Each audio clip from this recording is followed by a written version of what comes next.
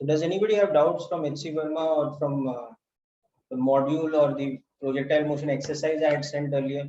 Because I think last lecture we have discussed most of the doubts, but if anything further is there that is pending and you want to discuss, we can start with that.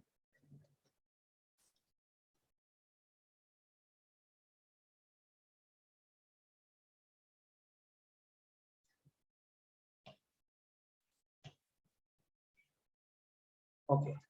If not, then we will do some revision questions and then we will also get into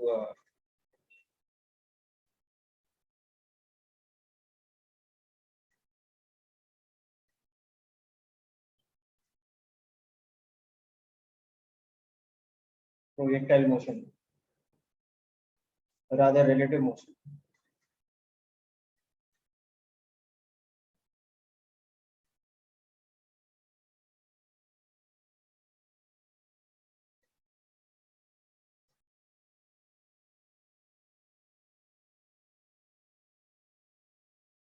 Okay, so let me just go through this last lecture that we had. Yes. Sir, just for confirmation, have you started relative motion? Sorry, Bhatta, can you speak a little louder? Sir, have you started relative motion? No, we have not started relative motion. I think we had last lecture, we have just discussed the doubts and things of projectile motion, right?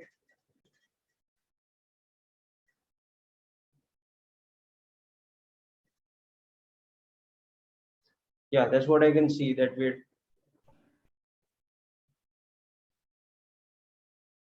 Okay, so any more doubts pending from, okay, yes, I can see that some people are. Okay, Ishan, I will make sure about that.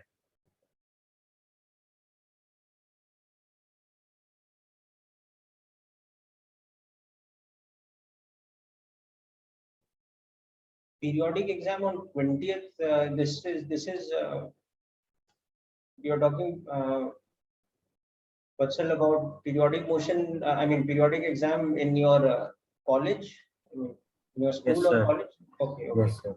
Yes, so yeah, in October. So in that, like, relative motion won't really be there, because in board syllabus relative motion is just there at the one-dimensional level. You know, it's very simple that if two objects are moving towards each other, then their relative speed is the sum of their speeds, and if they are moving in the same direction parallelly, then the relative speed becomes the difference of the two. So that if you just give it a reading from NCRT once or from whatever board lecture what might have happened, will be enough. The main thing you have to prepare for that in kinematics at your board level, not just if you are clear with the formula of projectile motion and formula of 1D motion. 1D motion, I mean specifically with uniform acceleration. There are three equations: s is equal to ut plus half at square. Those ones and the standard formula of projectile motion. Not projectile motion on inclined plane or from an elevated point, but just the standard projectile motion on a horizontal surface. Then that is the main thing that is there. That you don't need to worry about anything else much for the periodic test that you have at the school level. Okay. Okay, sir. Thank you, sir. Okay. In general, anyway, see, kinematics is not a subject which is so theory heavy or definitions and all that. It's all more about formulae and applications and concepts. No? So if you just concentrate on your JEE level kinematics, no, you will see your school exams will not be so much of a problem. Only just, you know, once from your NCRT or whatever notes you might have from your school, regular this thing, board lectures and all that. If you just go over that once, you will understand the format of questions that we ask. You don't really need to prepare anything else so much. Okay. Anyhow, so let's get on ahead.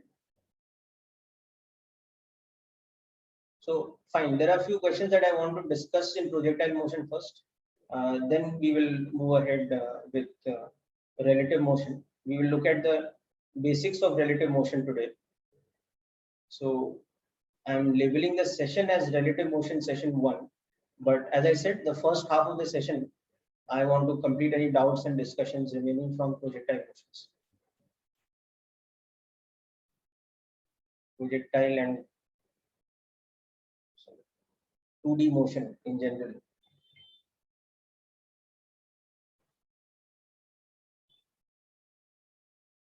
Yes, so I have received one doubt so far in the text messages. That is question number 25 from the projectile worksheet. So let's work out that question first.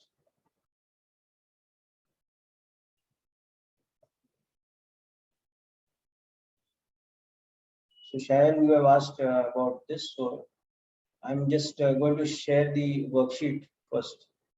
Just give me a moment. Take a look at the question.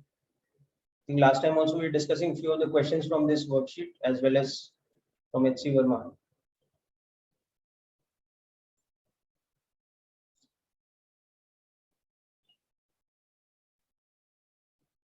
Right, so let's take a look at this question 25. Yeah, so it says, I hope it is visible to all of you. It says a particle is projected so as to clear a wall of height h, which is at a distance a. And by horizontal distance, we mean the horizontal distance of the wall from the point of projection. Okay, and it has a range b from the point of projection. So find the velocity of projection. So typically, when we say velocity of projection, it means both magnitude and direction. So in that sense, we have to give the answer for the magnitude of the velocity u as well as an expression for the angle at which it is projected. Okay, so let's look at this question. So I'm coming back to my whiteboard screen now. So basically the idea is like this, that you have, let's say, a horizontal surface. From some point on that surface, we are projecting a particle or a ball or a body or something at a speed u at some angle theta. Now, as this projectile is in its trajectory like this and finally hits the ground here, the range is given to us to be b. That is this distance. Okay. And another fact that is given to us is that somewhere in between there is a wall which the projectile just about clears. So the wall, for example, could be here also, or it could be here also for that matter. Okay. So it all depends on the values where it is. Okay. It could be here or here. But the height of that wall is h, and it is at a distance of a from the point of projection. So given these quantities, given I know b, I know a, and I know h. Now what I have to find is the value of u and theta. Okay.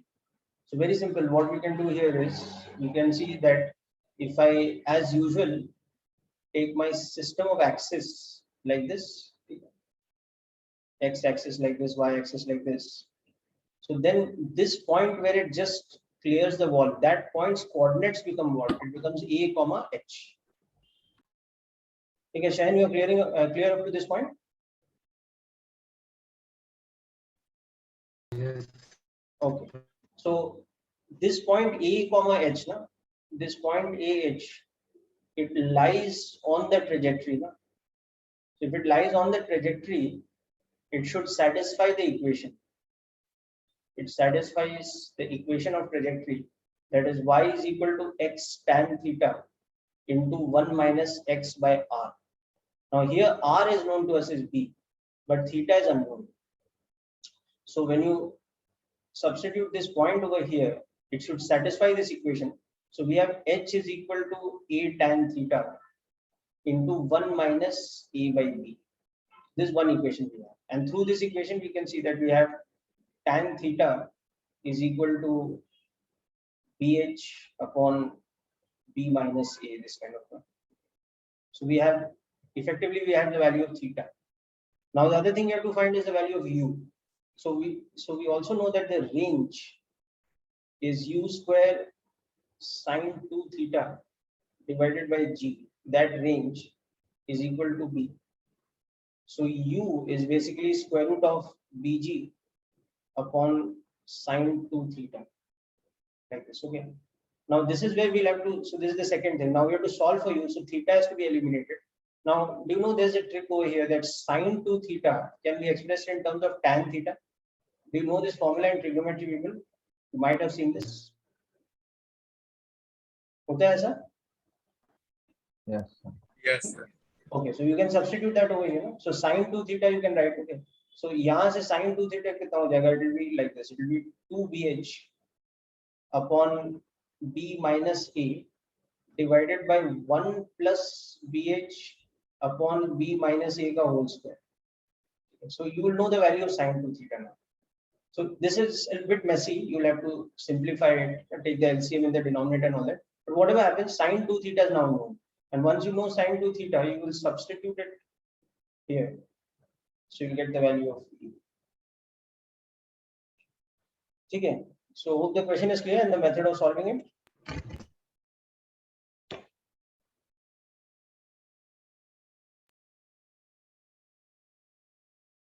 Okay, so Shan, this is clear. I hope primarily this is your doubt to begin with. Yes. Okay, very good. Any other question, beta? Anything else in the worksheet or the HC Verma exercise? Sir, Yes. sir, I have a doubt in question 24. I just want to confirm that the answers given are they correct in units, because I am not getting the same answers. Like magnitude are same, but the units are That cathode ray tube one, no? That question. to the 24th one of the same. Okay. Yeah. Okay. I'll just confirm. I'll do the calculation. It's actually the values are such that it can be a little confusing. What is the answer of the A part you are getting? Sir, 1 minute, sir.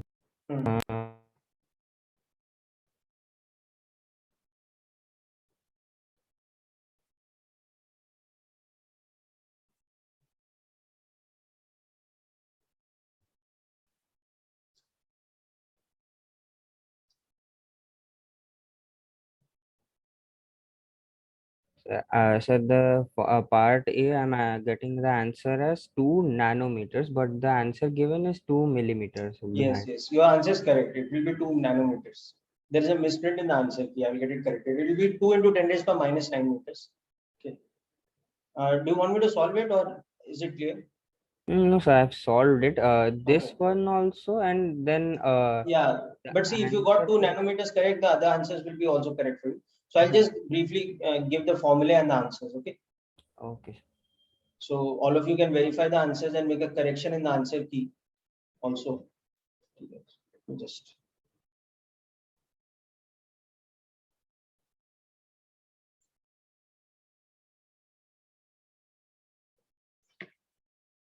okay. So question 24. Now, the only thing is you have to understand that the electron, while it is moving between the two plates, okay. I mean, the three-dimensional situation is like this. Let's say this is one plate of the cathode ray tube and there's another plate. Okay. And the gap between these plates is some d or whatever. Now, through a hole in one plate, an electron actually gets ejected out from here.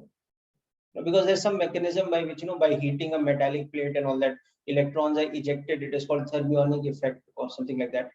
Or you can even use photoelectric effect. But those things we won't worry about in this question. We are only worried about the motion of the electron, so the kinematics. So an electron comes out horizontally with the speed u. So had there been no electric field, it would have moved along this line because it's coming out with very high speed. So, over the small distance, gravity will hardly have any effect on it. But at the same time, there is an electric field, which is like this over here. So the electric field, an electron being negatively charged, it applies a downward force on the electron. So that causes a downward acceleration. So when we draw the same diagram in 2D, it is basically just like a vertical projection, a horizontal projection of projectile motion that we'd seen earlier. But difference is, instead of the acceleration's magnitude being g, the acceleration's magnitude is the acceleration because of the electric field, which you will see is quite a bit larger. So this initial speed is given to us as how much is it? 10 raised power 7 or 9, something like that. You just verify. Yeah, so the initial speed is 10 raised power 9 centimeters per second. 1 into 10 raised power 9 centimeters per second, and it's horizontal. But because of the electric field, the electrons, as they come out, they have a downward acceleration, which is pretty high. It is 2 into 10 raised power 7, isn't it? Yeah, the acceleration is 1 into 10 raised power 7 again. The distance is 2 centimeters, so it is 10 raised power 7 centimeters per second square downwards. Okay, and this distance between the plates this distance d is 2 centimeters. Okay. So this is all in CGS units. So we can do the question in CGS unit only. Gram, centimeter, second. So centimeters and second is useful. Okay. So the electron ends up going on a trajectory like this, where if we take this as the x-axis, this as the y-axis, then at any point of time, if t equal to 0, this is the case. T equal to 0, ux is equal to u, uy is equal to 0. So at time t, our Vx will be equal to u only, but our Vy, taking the y-axis downwards, will be at, and our x coordinate as a function of time will be ut, and our y coordinate as a function of time will be half at square. So basically, this is what it means. Okay. So now you can see that when it hits this plate over here, let's say the time is capital T, the velocity is v like this. So again, at t equal to that much time, your x coordinate has to be equal to d. So ut has to be equal to d. So this time will come out to be 2 centimeters divided by 10 raised by 9 centimeters per second. So the time taken is 2 nanoseconds. So the time taken is 2 nanoseconds. Then you can also see that the y coordinate, that is, let's say this height by which it falls, h, that will become half 80 square. So that is half into 10 raised by 7 into 2 into 10 raised by minus 9 squared. So this will become 2 into 10 raised power minus 18 plus 7. So that is minus 11 centimeters. So it will drop to a very small height. So anyhow, what the question was asking, the vertical displacement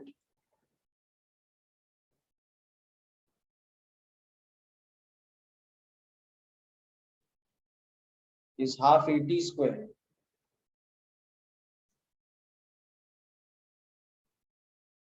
So it is not 2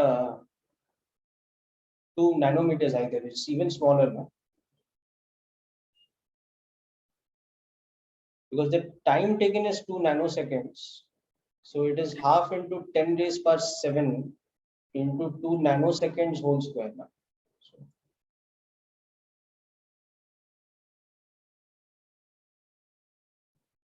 So it should be so much. So very, very small.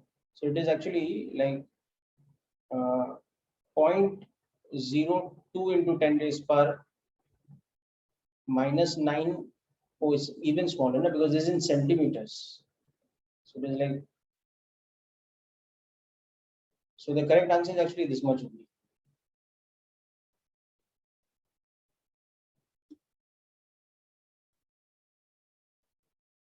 Okay, whereas the given answer for A part is 2 millimeters. No, it does not fall through 2 millimeters. It falls through much less.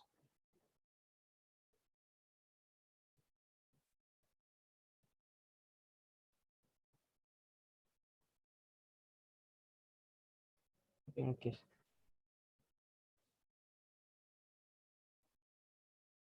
Then the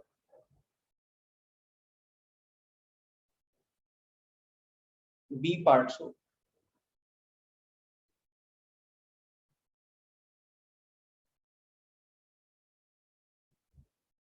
in the part B, the vertical component of velocity at that time will become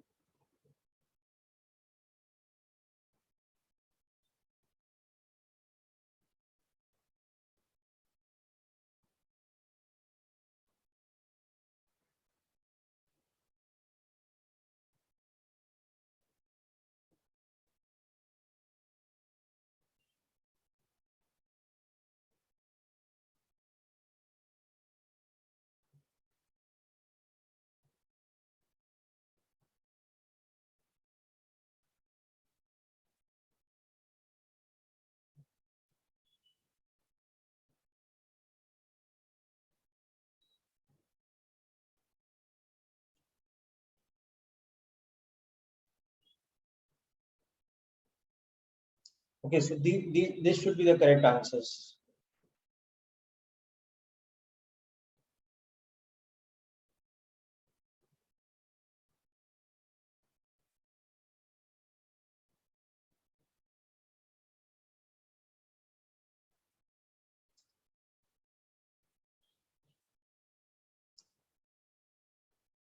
Okay, so any other doubts in the worksheet or H.C. Verma?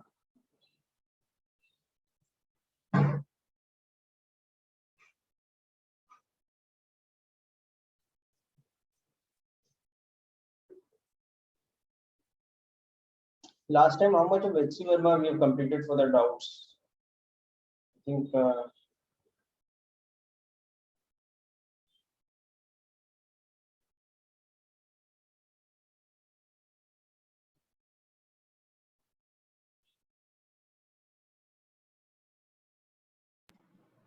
Sir, 18% of books. sorry, come again, later. We had done up to 22, 24, something like this, no? These questions. 18th question of worksheet. Sorry?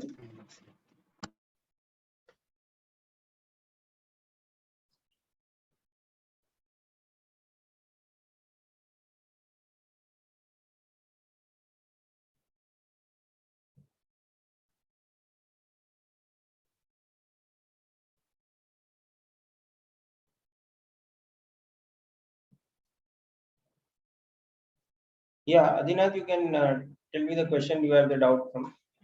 And Shayan, question number 18 from the worksheet. Yeah, Adinath, just tell me the exercise and question number. I'll clear that out also.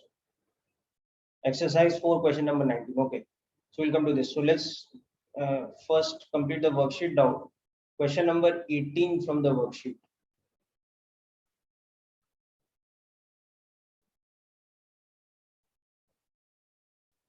So just a moment.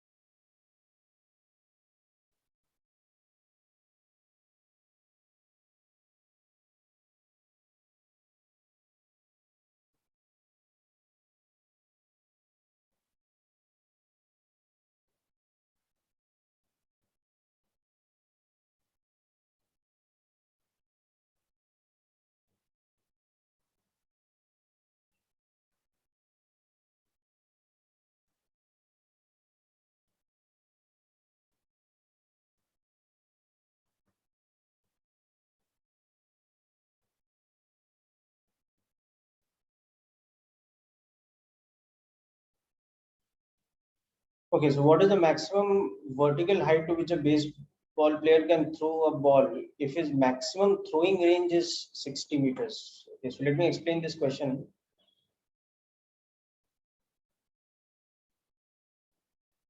So suppose the baseball player can throw at a speed u. Okay. So when he throws at a speed u, in general, the range that he can achieve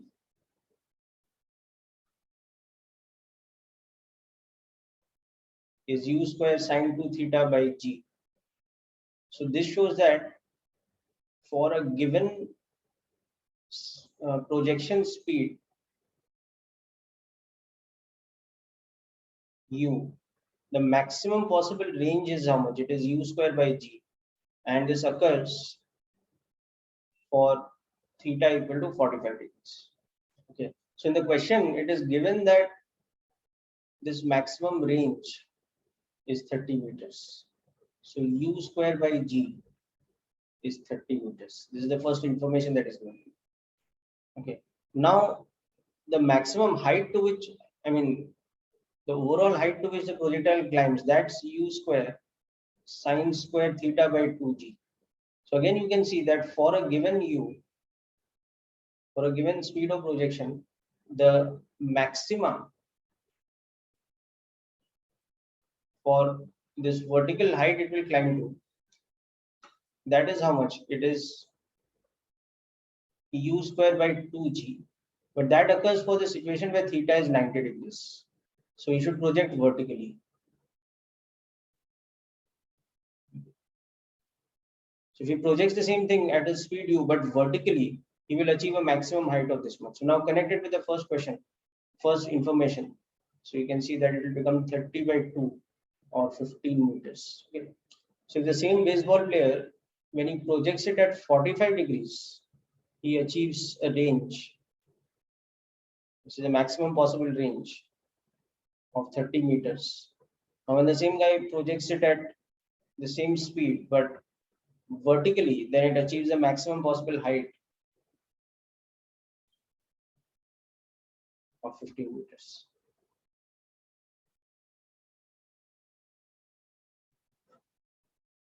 Okay, so hope the meaning of the question and this thing is clear now, Shan. Sir, won't theta have to be equal for both the cases? No, but that is the point. Now, see, the thing is, you have a maximum speed at which you can throw a ball, which is some u. Now you have the option of throwing it as you like, whatever angle. So if you want to achieve the maximum range with that speed of throwing, how you should throw it? You should throw it 45 degrees. But at the same time, if you want to throw it vertically up to a maximum height, how you should throw it? You should throw it at 90-degree projection angle, or you should throw it vertically. You understanding the point now, no? 90 degree. Yes, sir. If you want to throw the Got ball it. in such a way that it goes max to a maximum possible height, you'll have to project it vertically. If you want to throw it such that it goes furthest away from you, then you should project it at 45 degrees. Yeah. Yes. Okay. All right. Now I'm next moving on to the module question which Adinath has asked. Let's complete that.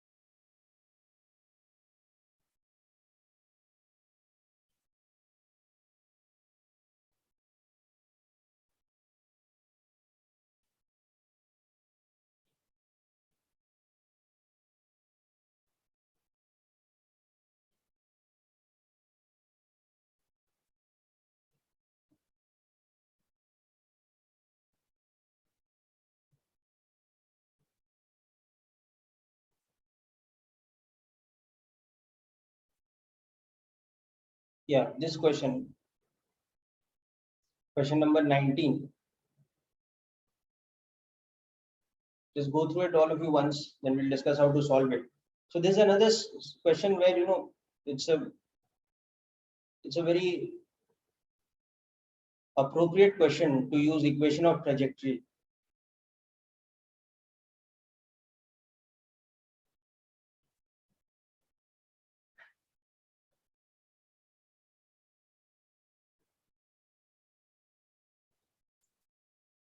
Because see, it's everything is in terms of geometry and it's asking for the coordinates also. So there's no need to involve the time taken to reach that point. You can directly skip that and use geometry and equation of trajectory to find the coordinates. So I'll give you a hint on how to approach this question. You try it yourself. See, what you do is you represent this parabolic path. This is a parabola which is represented by equation of trajectory. Okay. Now, also when you see in the two-dimensional diagram, this inclined plane is a straight line. The straight line represents the inclined plane. Okay. So wherever they intersect that point C, the point C is the intersection of, let's say this is equation 1 and this is equation 2, of equation 1 and 2. Basically, you have to solve equation 1 and 2 to find the intersection points, and that will be nothing but the coordinates of the point C. So just try to set up the equations yourself. We'll discuss.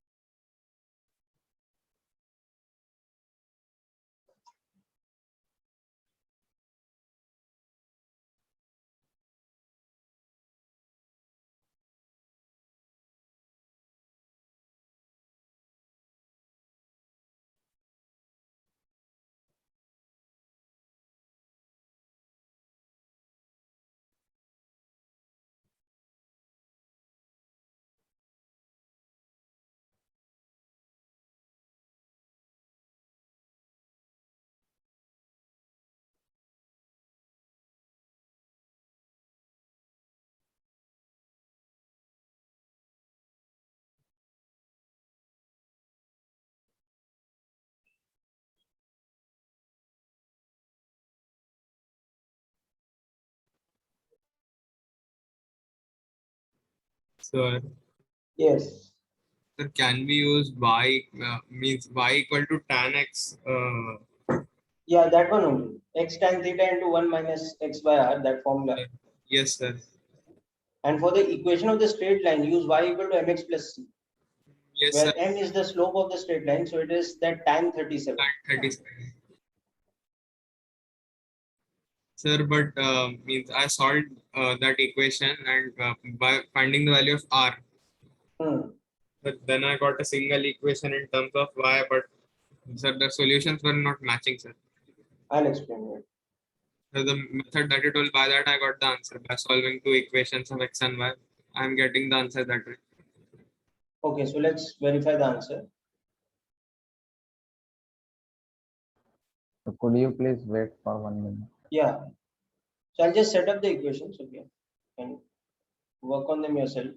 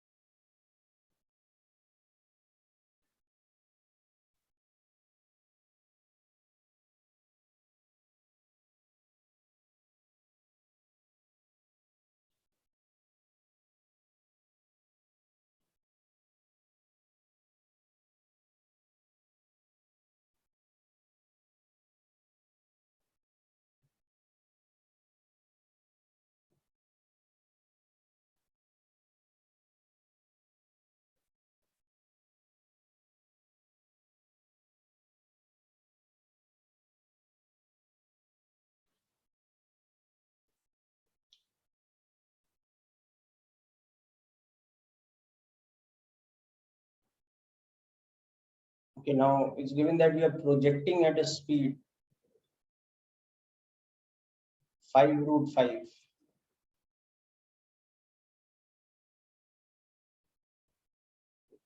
We're projecting at this angle alpha, which is tan inverse 0.5.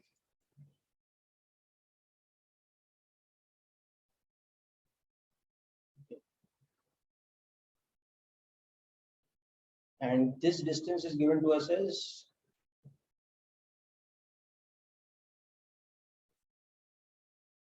10 by 3 meters from here to here. So if I label this point as B, we can see that the coordinates of the point B are 10 by 3 comma 0. The coordinates of the point C are unknown. Okay. Now this trajectory, equation of the trajectory is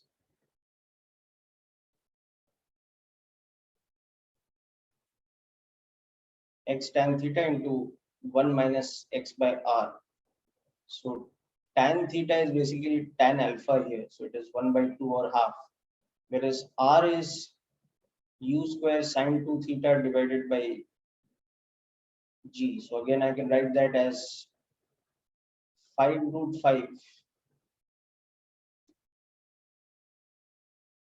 whole square u square. Okay. Now sine 2 theta I'll calculate like this.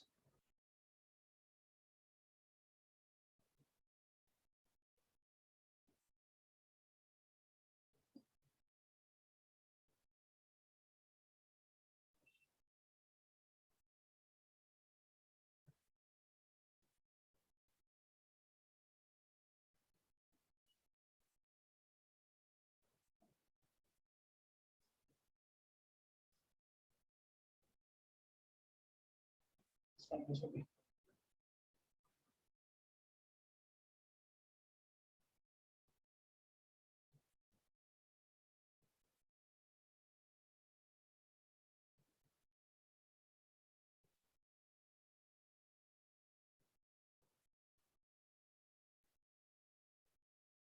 Are we getting the range as 10 meters? Just check.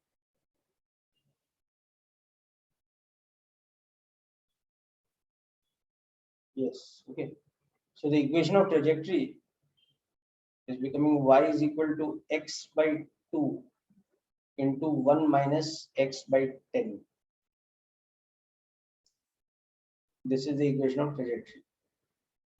Okay. Now, likewise, the equation of the straight line. Main thing is how I'll get this equation of straight line.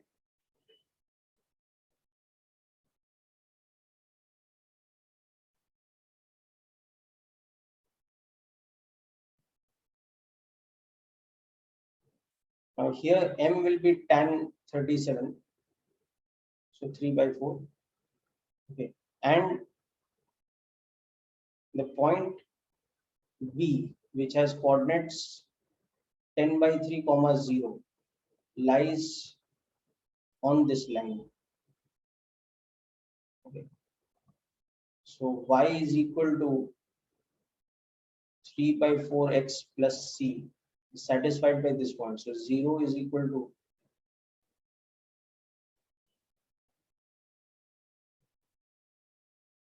c is equal to minus 10 by 4. So the equation of the line is becoming y is equal to mx plus c.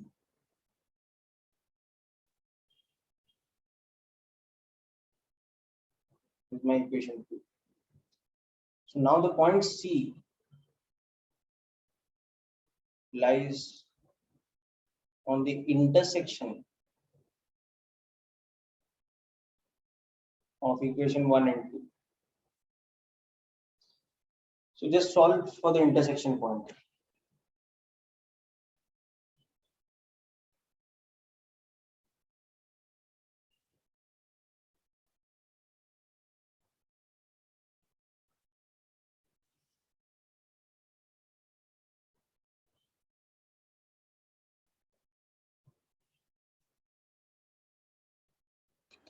Sir, Yes.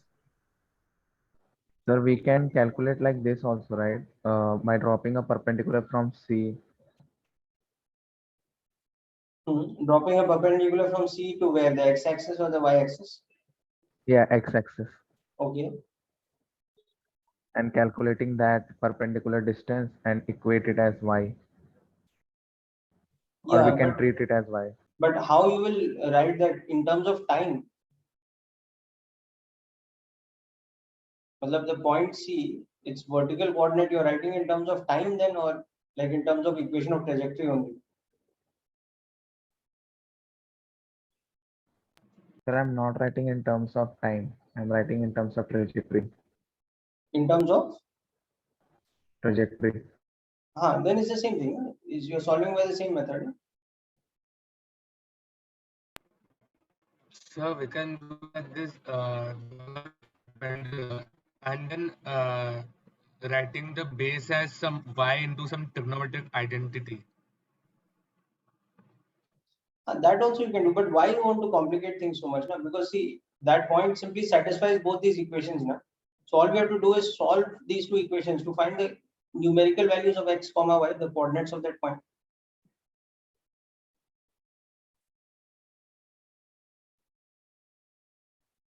You are making use of these equations finally. No? The thing is how you are substituting x and y. You might substitute x and y in terms of the relationship that y is equal to x minus 10 by 3 into tan 37 or whatever, but that already the equation is doing that. No? That's how that equation has been written. No? Y equal to mx plus c. You understanding my point? No? So it's not really required.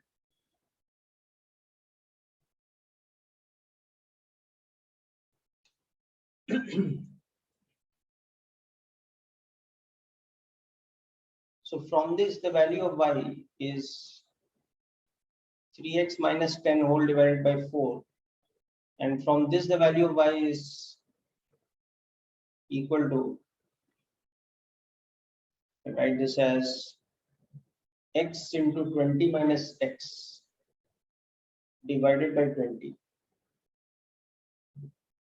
So 3x minus 10 is equal to 20x minus x square divided by 5. So this becomes this kind of quadratic equation now. X square minus 5x minus 10 is equal to 0. So see, are you getting the same? Oh, sorry, minus 50. This is 15, and from this side we'll have minus 20, so minus 5 is okay. And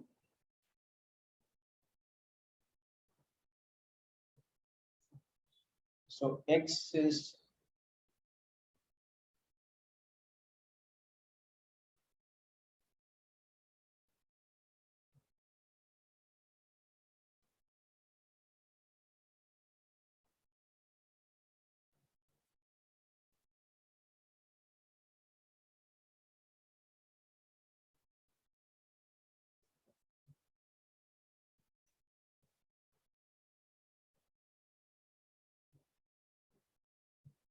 so that's very easy. Now you got x, so from that you can find the y coordinate also of that point.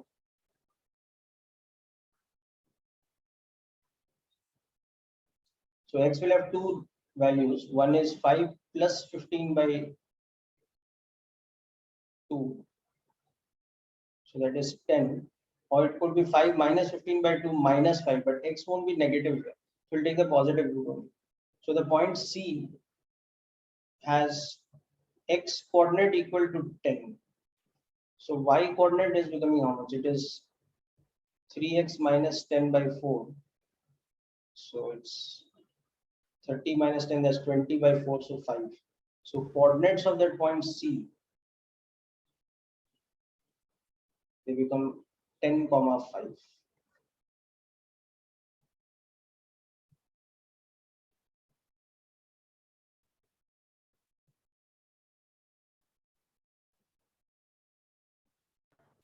So I am getting as 5, 1.5. How? See the solution, Ananya.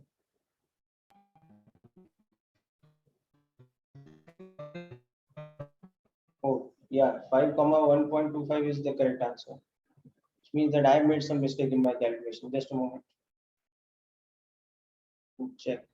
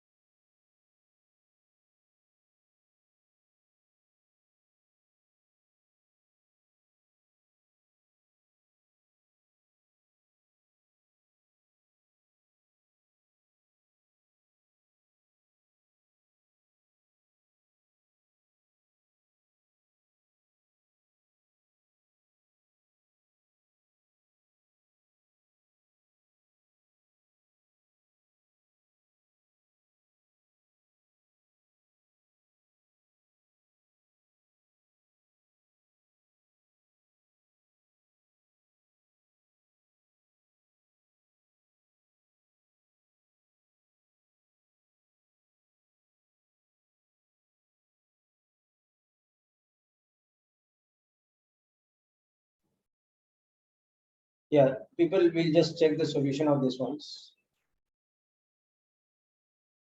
So according to this, it should be x into, oh yeah, this is a mistake. This should have been, see here, this should have been 10 minus x. This is incorrect. Okay. This should be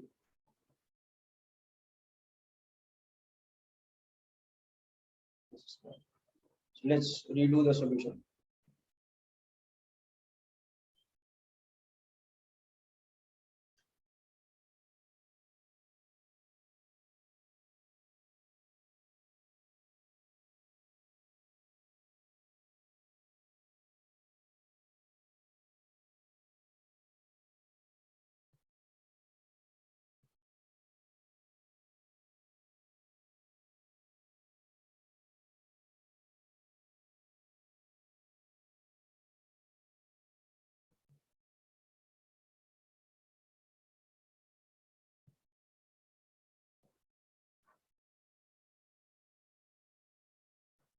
Yeah, so this will give us x is equal to minus 5 plus minus 25 plus 200 divided by 2. So minus 5 plus minus 15 by 2. Okay. So that will give us the solution of either minus 10, which is not acceptable, or plus 5, which is the solution. Okay. So now we can see the coordinates of the point C is such that x is equal to 5. So y is equal to 3x minus 10 by 4. So 15 minus 10 by 4.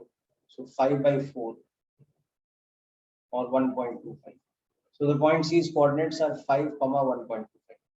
So this is the correct answer.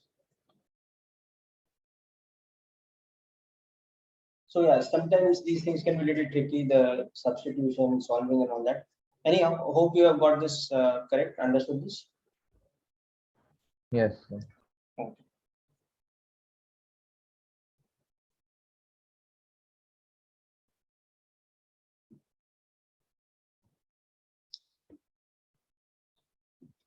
Okay, very good.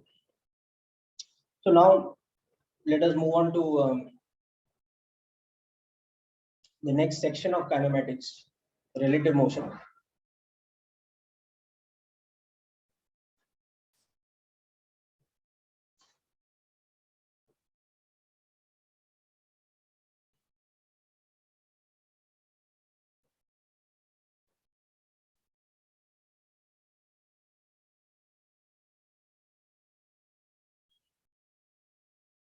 So as part of relative motion, what we'll see is,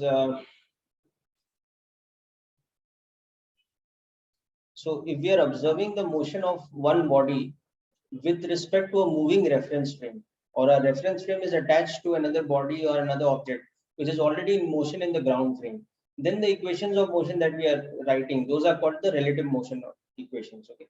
So the motion of a moving body or particle as observed with respect to a reference frame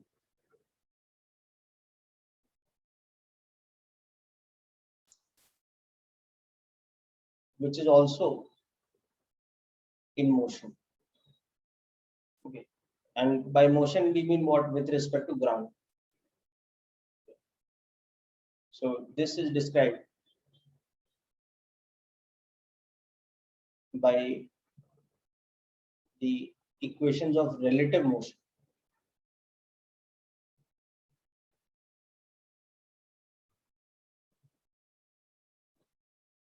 So very common everyday example of this is that, let's say there are two vehicles which are on opposite lanes, but on a straight line path like this, which are moving on parallel lanes, but in opposite directions.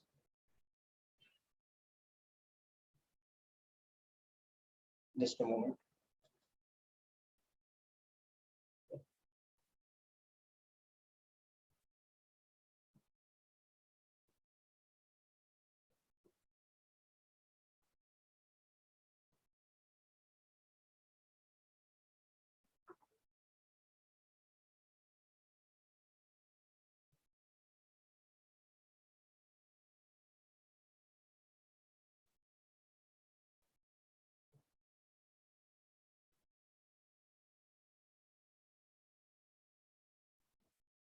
Okay, now suppose this is moving at a speed of 30 kilometers per hour, and this is moving at a speed of 10 kilometers per hour, but in the opposite direction with respect to a stationary observer. Okay. So there is an observer who's at rest. So the velocities of A and B are VA equal to plus 30 and VB equal to minus 10, if we take this as our x-axis, with respect to a stationary observer. So therefore, now if we have another observer who's sitting inside the car A, so for an observer inside A, what is the relative velocity of B? Okay. So how much should that be?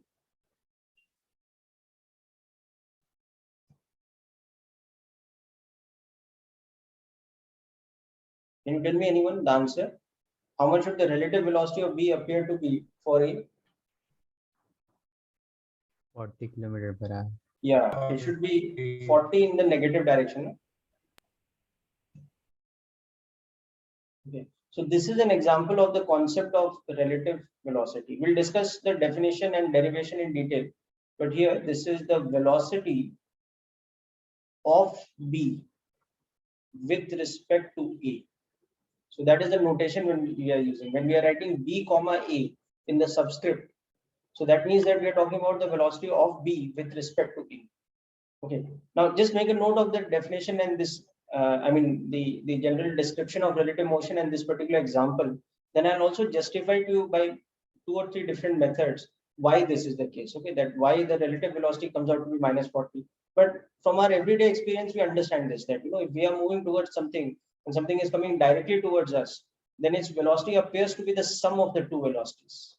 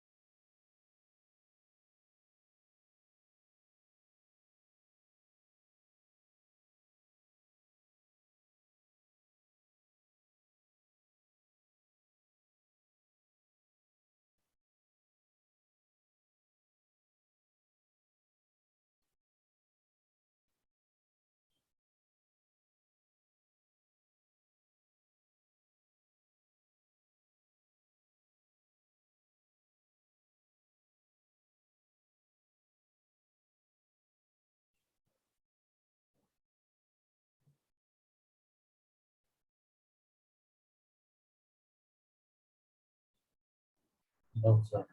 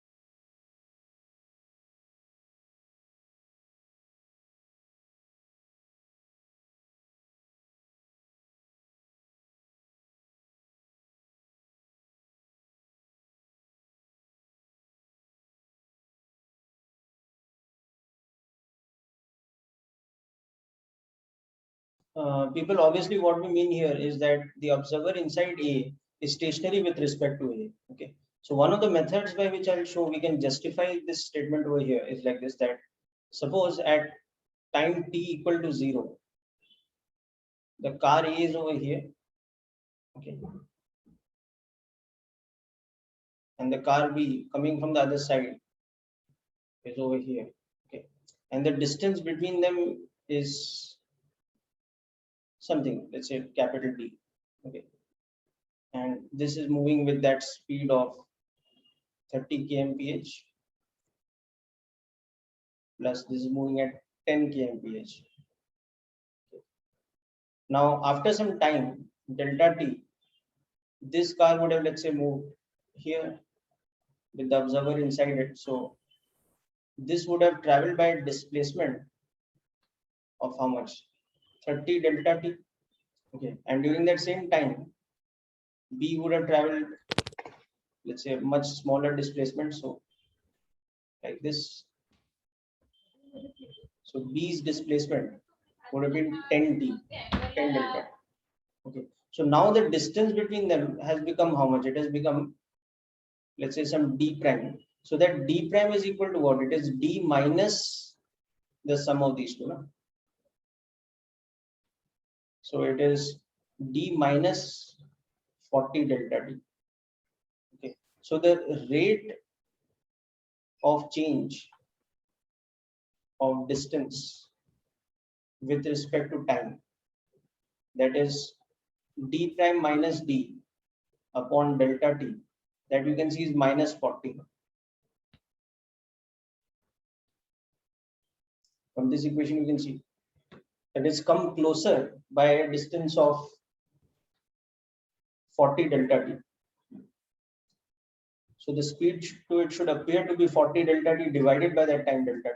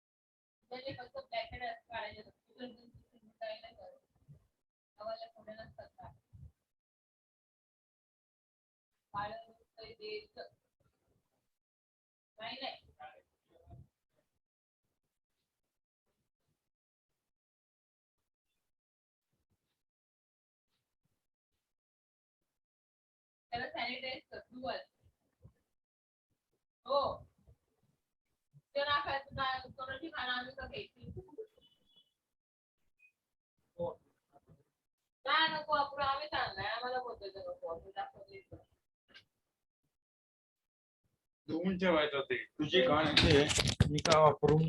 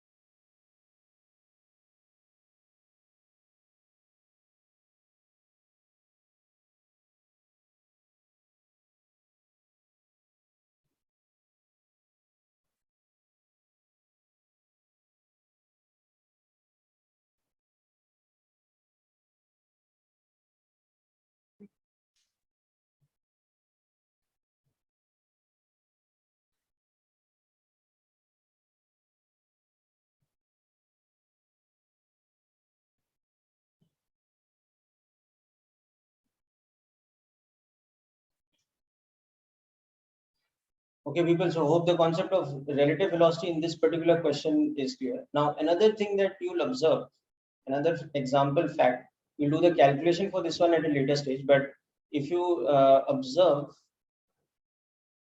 rain from a fast moving vehicle, you'll see that it appears to fall slanting. Okay. And the faster the vehicle moves, okay, the more slanted the rain appears to be. It appears to be slanted and also faster. It hits the windscreen faster. So this is also a fact that happens because of relative motion. So this phenomena is due to relative motion.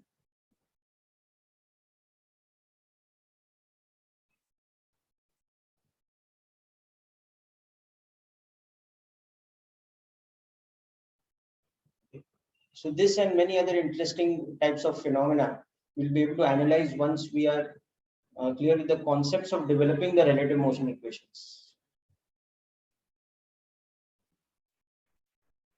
So in the previous case, in this example, if the object B would go in direction along it, then what would be the relative velocity? Will it be If 20? what was in the direction of A, B was going in the direction of A, then Yes, it would sir. be the difference. Like for example, if one car is overtaking another, it appears to be going much slower now. Yes, sir. So the velocity of B with respect to A will be 20, right? Like for example, suppose you are moving pretty fast at 90 kilometers per hour. You are sitting inside it, but as you're going at this, you observe another car going past you, and that one is going at, let's say, 120 kilometers per hour. Okay, so now what will the velocity of B appear to be to you? It will appear to be plus 30. Okay, and you can justify it by the same kind of logic that you can see that they will travel along the same direction, but with displacements. For A, the displacement will be proportional to 90. For B, it will be proportional to 120. So the difference will be the rate at which the distance is increasing now between them.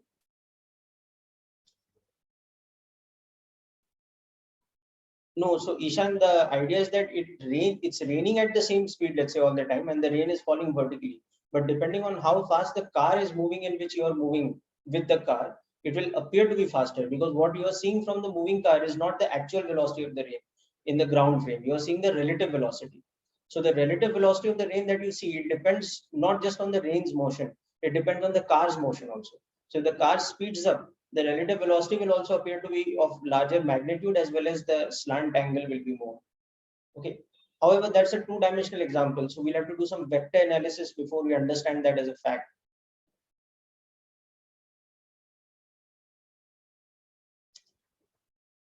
Okay, so these examples are just to initiate you into the idea of relative motion.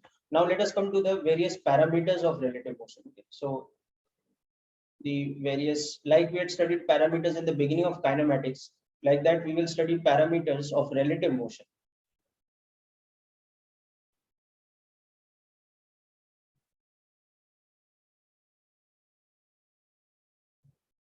So just like in the beginning of kinematics, we started by explaining the parameter of position as a vector. Now we will start with the first parameter as the relative position. Instead of position, we'll talk about relative position, okay, of, let's say, an object, or of an object or particle, whatever.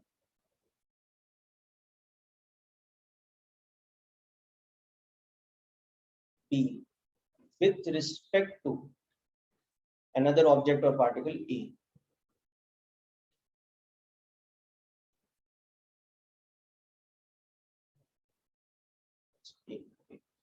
So this is something that we can just understand geometrically.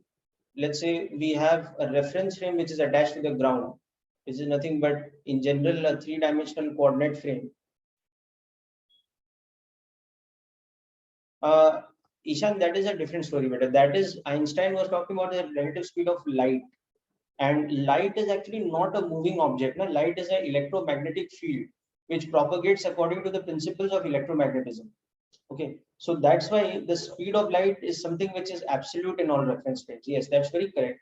That the speed of light will not appear to change if you are moving with respect to the source of light. Okay, so that is one of what we call the postulates of special theory of relativity, and it is verified both experimentally as well as in terms of theory. But the reason for that partly is because light is not a moving object at all.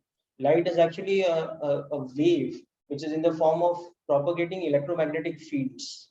So the rate at which those fields propagate do not depend on relative motion. It actually depends on the properties of the medium through which they are propagating. So the only way to slow down light is to put it in a medium where the fields will propagate slower.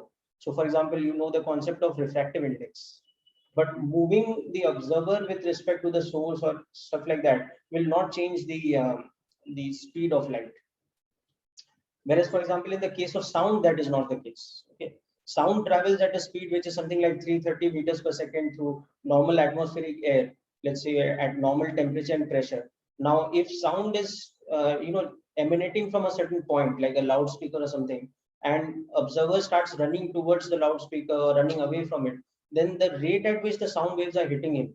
So the so-called speed at which a pulse of sound or a transient of sound is traveling towards him or her, that will change according to the relative motion, because sound is also a mechanical phenomena because it's mechanical waves. But because light is an electromagnetic phenomena, so the whole idea of kinematics of moving objects, particles, medium, etc., all that does not apply to light. Okay, so hope that answers your question to a certain extent, because it is to do with a more advanced part of physics, which is the behavior of light at at what we call a relativistic level, which is something that is generally handled at undergraduate level physics. That is, if you want to study physics post class 12th, okay, you will study more about that. Okay.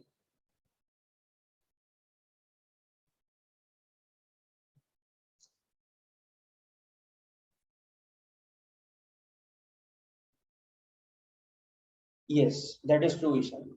It is applicable, for example, even to something like radio waves or X-rays or gamma radiations or microwaves or infrared, ultraviolet, all these things. Cosmic rays. It's applicable to all of these things, all electromagnetic waves. Light, visible light is one part of that spectrum, as you know. Okay, so now coming back to this, let's say we have a particular object A, which is located at such a position. With respect to my ground frame, which is basically nothing but a coordinate frame, XYZ coordinate system, which is attached to the ground. So it's not moving with respect to ground. So this one has a position RA, and I have another particle at the same instant of time it's located here.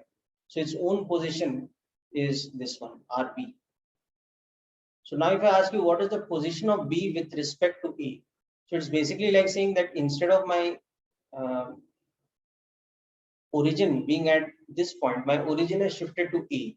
So with respect to my new origin, which is now located at A, where does B appear to be? So B appears to be here. This is the position of B with respect to A. So this is what we will label as R of B comma A. Relative position of B with respect to A. We'll label it as this, and we'll see that vectorially it is nothing but RB minus RA.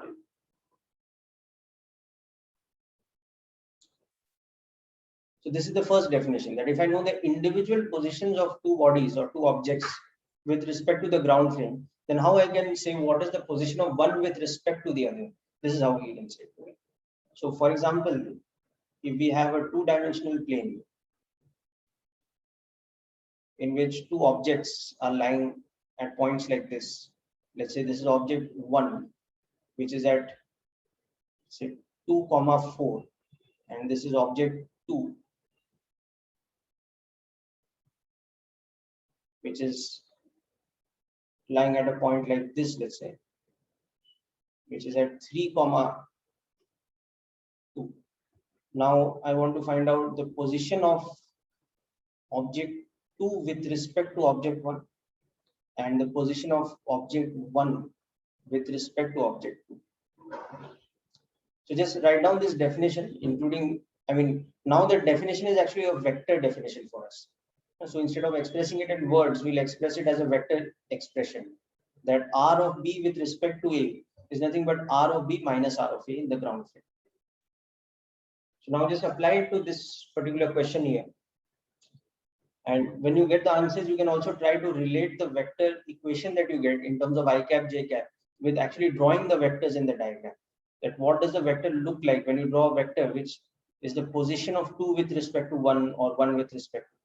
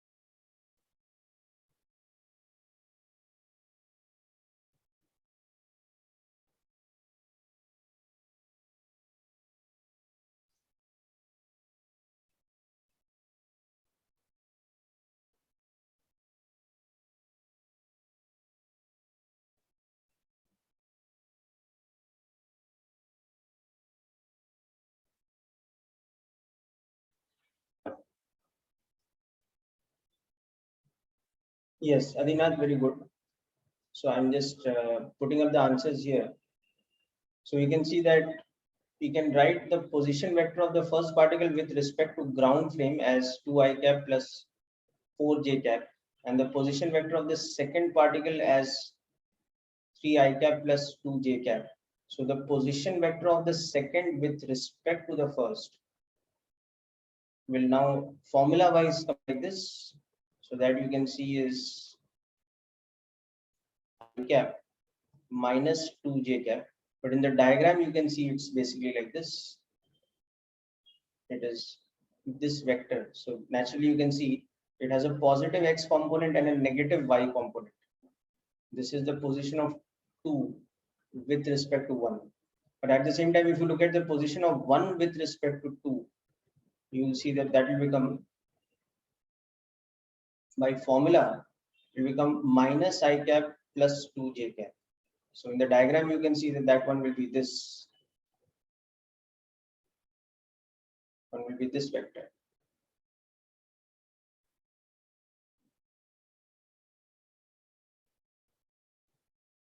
So you have an interesting fact here that position of one with respect to another is equal and opposite of position of other with respect to one.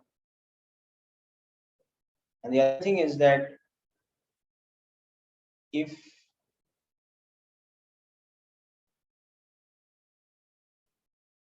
one or more,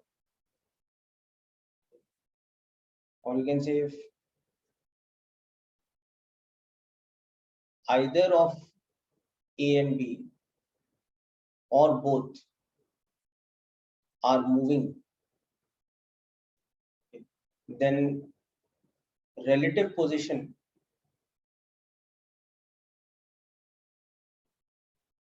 becomes variable with respect to time.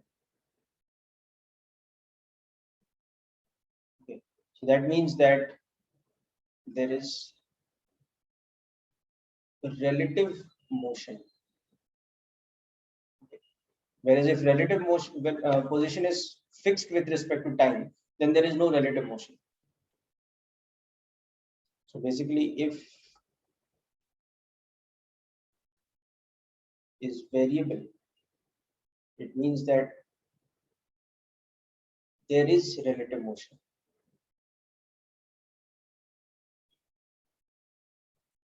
Whereas the counter of that is that if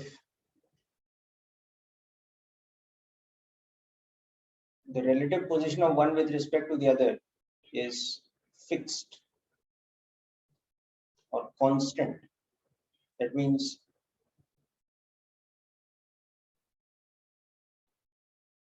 there is no relative motion between them.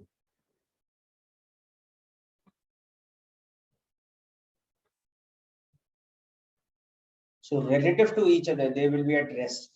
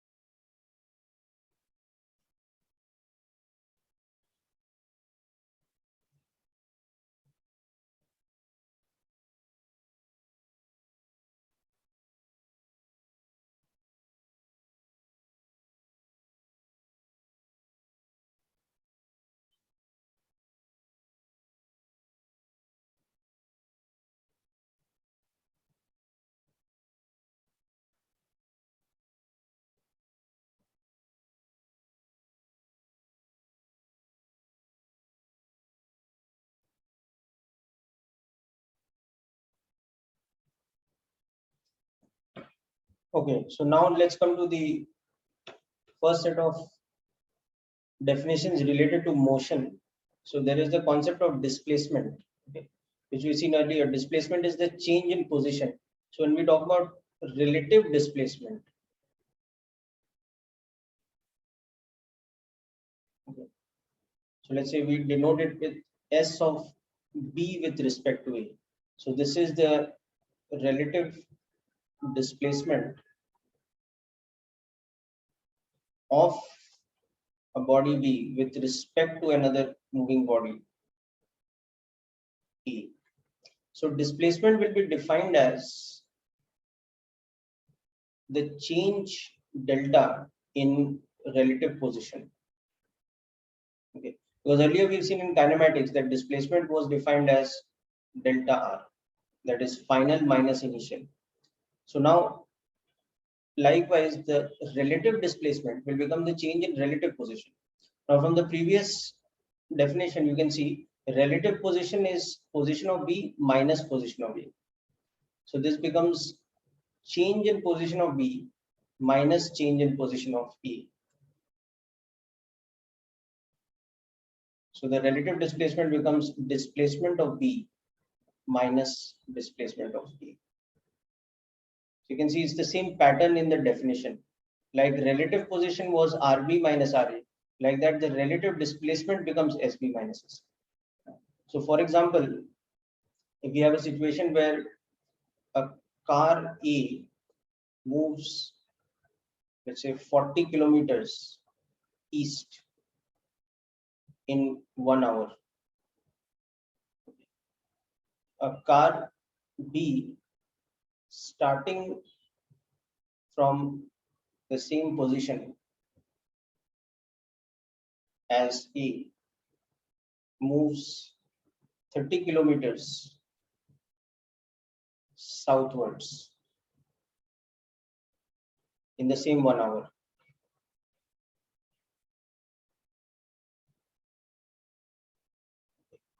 Find the magnitude and direction of B's displacement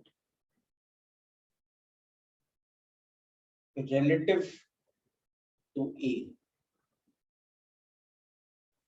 in the 1 hour. Okay. So just try to visualize this question in a two-dimensional sort of diagram in the horizontal plane and apply the definition of relative displacement above, and you'll see it's quite easy to understand this and relate with this. Just try this out with me.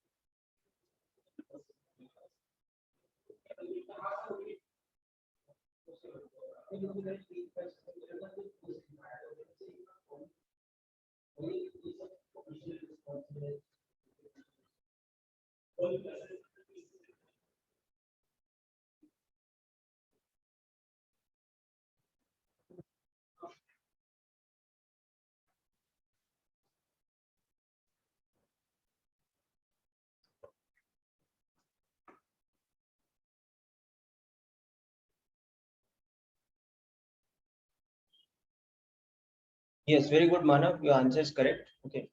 So we can just understand it this way, that we don't even need to draw the full diagram, but we just need to establish a system of axes. That is, geographical directions with respect to system of axis. That much if we do, then we can designate the displacements in unit vector notation. Okay. And we can understand it that way. Just give me a minute.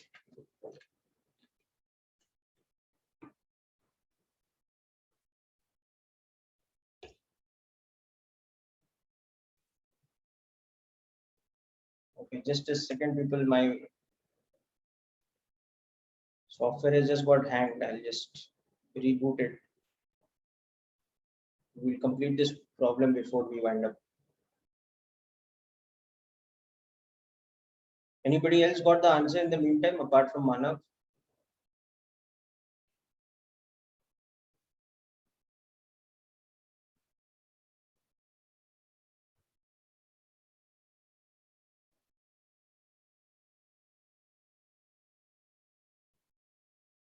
Okay, let's understand this way. So suppose we designate our system of xy coordinates like this. That this is actually a horizontal plane where the x-axis is pointing from west to east and the y-axis is pointing from south to north. Okay. So, and suppose the two cars A and B, wherever they are starting from, we take that as the origin of our system. So A makes a displacement of 40 kilometers towards the east. Okay, so after completing the displacement in 1 hour, A would have reached here.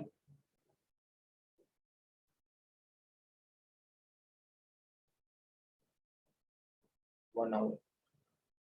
And similarly, after completing the displacement, B would have gone 30 kilometers southwards. So B's location will now be here.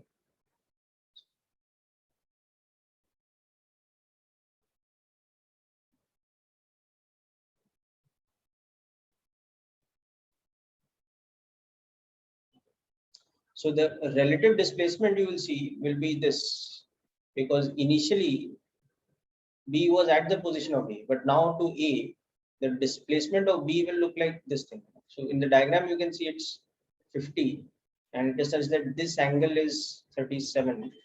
So we can understand it this way, that in the ground frame, A's displacement is 40 I cap.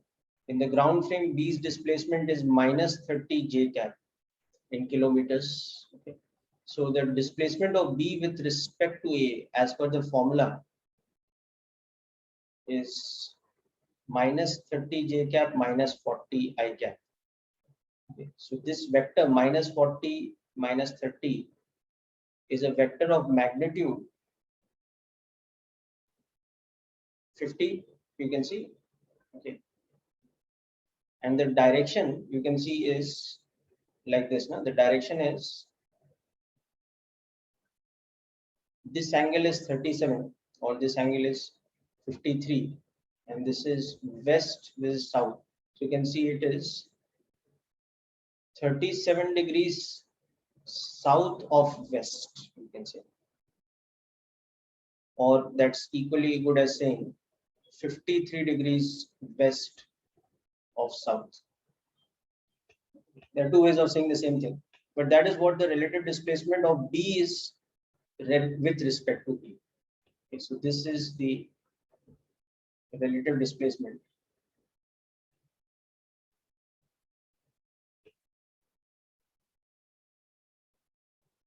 Sir, Yes. sir, we have to give answer in terms of angles, at what angle the displacement is. Yeah, I mean, see, if the options of the question are like that, that is giving in terms of angle and geographical direction, then you have to give like this.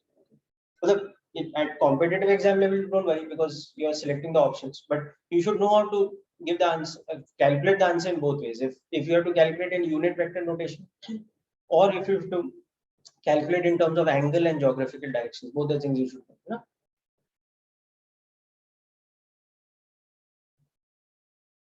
So it's clear now how we got that angle and the direction. Yes, sir, that 3, 4, 5 triangle. Yeah.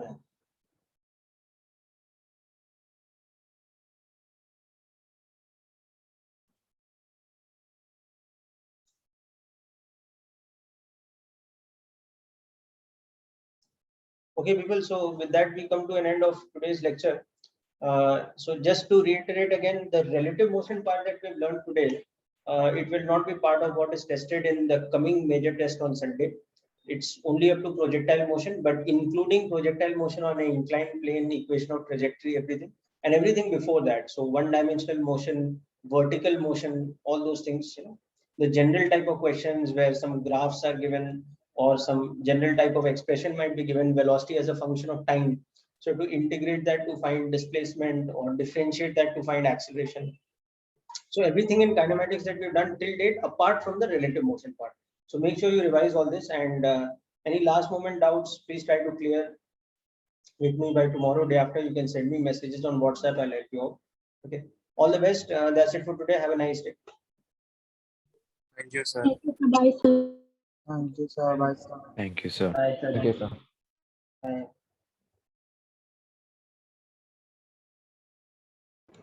Thank you, sir. Bye, sir.